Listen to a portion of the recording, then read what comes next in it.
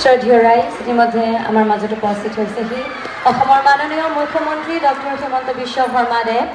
আমাৰ মঞ্চত অসমৰ মাননীয় মুখ্যমন্ত্ৰী ডক্টৰ হিমন্ত বিশ্ব শৰ্মাদেৱ।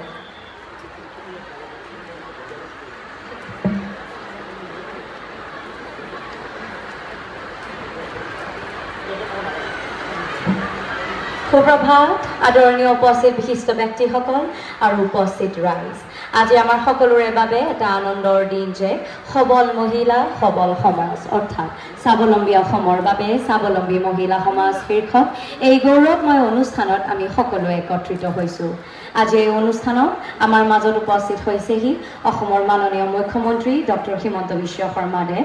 এতিয়া আমি অসমৰ মাননীয় মুখ্যমন্ত্ৰী ডক্টৰ হিমন্ত বিশ্ব শৰ্মাদেৱৰ লগতে অন্যান্য বিশিষ্ট অতিথিসকলক মঞ্চলৈ আদৰিছোঁ আৰু এতিয়া জাতীয় সংগীতেৰে আমাৰ অনুষ্ঠান আৰম্ভ কৰিবলৈ ওলাইছোঁ। সেয়েহে সকলোকে থিয় হ'বলৈ বিনম্ৰ অনুৰোধ জনাইছোঁ।